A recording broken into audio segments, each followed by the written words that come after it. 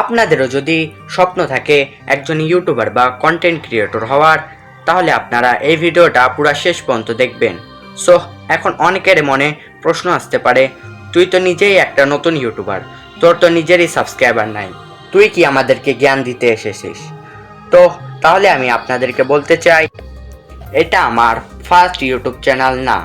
এর আগেও আমার অনেক ইউটিউব চ্যানেল রয়েছে যেগুলোতে হাজারে এবং লাখেও সাবস্ক্রাইবার আছে, সেইগুলোর নাম আমি একটু পরে বলবো। ফার্স্ট পয়েন্ট থেকে শুরু করা যাক। আমাদের এই ভিডিওর ফার্স্ট পয়েন্টটি হলো how to grow on YouTube. ইউটিউবে গ্রো করার জন্য আপনাকে সবসময় 3টি বিষয় মনে রাখতে হবে। 3 নাম্বারটা সব থেকে ইম্পর্টেন্ট, 3 নাম্বারটা ভুলেও মিস করবেন না। ফার্স্ট পয়েন্ট হলো সিরিয়াস অন ইউটিউব। আপনি নিজেকে প্রশ্ন করেন, আপনি কি সত্যি কি একজন কন্টেন্ট ক্রিয়েটর হতে এসেছেন নাকি টাইম পাস করতে?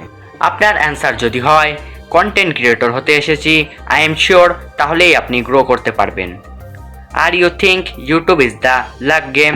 So it is a wrong, but why? The reason is YouTube is the game of patience, hard work and consistency. Point number 2 হলো how to consistency on YouTube. তার আগে আমি আপনার কাছে একটি প্রশ্ন করলাম, তুমি ইউটিউবকে ফুল টাইম দিতে পারবা নাকি পার্ট টাইম? এখন ম্যাক্সিমাম লোকের অ্যান্সার হতে পারে পার্ট টাইম, কারণ তোমাদের মধ্যে অনেক স্টুডেন্ট, হ্যাঁ আমিও একজন স্টুডেন্ট বয়সে ইউটিউব ম্যানেজ করা কষ্টের বিষয়। তোমরা যদি চাও কিভাবে ইউটিউব প্লাস স্টাডি ম্যানেজ করা যায়, এর উপরে আমি একটি ভিডিও বানাবো, যদি চাও তাহলে কমেন্ট করো। Back to the topic. YouTube consistence থাকার জন্য একটা জিনিস সব সময় মনে রাখতে হবে, নেভার গিভ আপ। তুমি যদি সত্যি ইউটিউবে সফল হতে চাও তাহলে হাল ছাড়ো না। তোমাদের একটা এক্সাম্পল দেই। ইউটিউবে ধরো একসাথে 100 জন শুরু করলো, শুরুর দিকে তাদের ভিউ আসতেছে না, আর আসলেও 50 থেকে 60টা ভিউ, তখন তাদের মধ্যে 80 জন ইউটিউব ছেড়ে দেয়। তখন সফল যেন কে হয়? যে 20 জন হাল ছেড়ে নেই। যদি সফল হতে চাও হাল ছাড়া যাবে না। 3 নং পয়েন্ট হলো মেনটেন কোয়ালিটি অ্যান্ড কোয়ান্টিটি।